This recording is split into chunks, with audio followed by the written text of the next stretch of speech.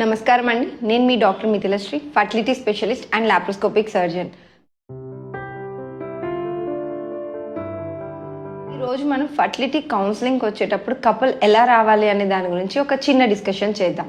యూజువల్గా ఒక couple fertility కోసం వస్తున్నారు అంటే వాళ్ళ చెకప్స్ కోసం వస్తున్నప్పుడు ఒక అమ్మాయి అంటే భార్య వాళ్ళ బంధువులతో అంటే అత్తగారి తరపున కానీ లేదా అమ్మగారి తరపున కానీ వస్తుంటారు అండ్ భర్త అనే వాళ్ళు యూజువల్గా రారు. కానీ అది కరెక్ట్ కాదండి. ఎప్పుడు కూడా ఒక ఫర్టిలిటీ కౌన్సిలింగ్ అంటే ఒక చెకప్కి వచ్చేటప్పుడు ఫస్ట్ కౌన్సిలింగ్ అనే అనుకోవాలి, వాళ్ళకి ట్రీట్మెంట్ కాదండి.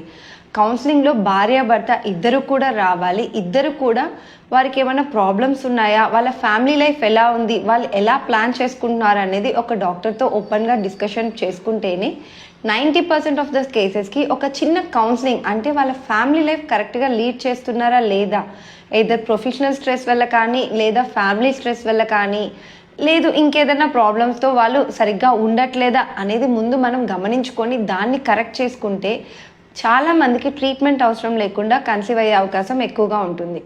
సో ఎప్పుడు కూడా మీరు ఈ పిల్లల కోసం ట్రీట్మెంట్ అనేది ఒక ఆడవాళ్ళ ప్రాబ్లం గానో లేదు ఆడవాళ్ళ మగవాళ్ళ ప్రాబ్లం గానో కన్సిడర్ చేయకుండా ఇది ఒక కపుల్ ప్రాబ్లంగా గుర్తించి భార్య భర్త అత్తగారి వైపు కానీ అమ్మవారి వైపు రమ్మనండి, తప్పులేదు. కానీ ఖచ్చితంగా భార్య భర్త అనే వాళ్ళు చెకప్ ఫస్ట్ విజిట్ చెకప్కి ఖచ్చితంగా రావాలి.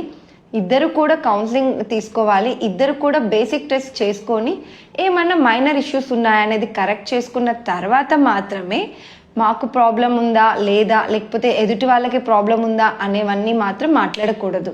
అలా చేసినప్పుడే మీకు ప్రెగ్నెన్సీ అనేది ఎర్లీగా వచ్చి హ్యాపీగా ఫ్యామిలీ లైఫ్ లీడ్ చేయడానికి హెల్ప్ అవుతుంది. Thank you.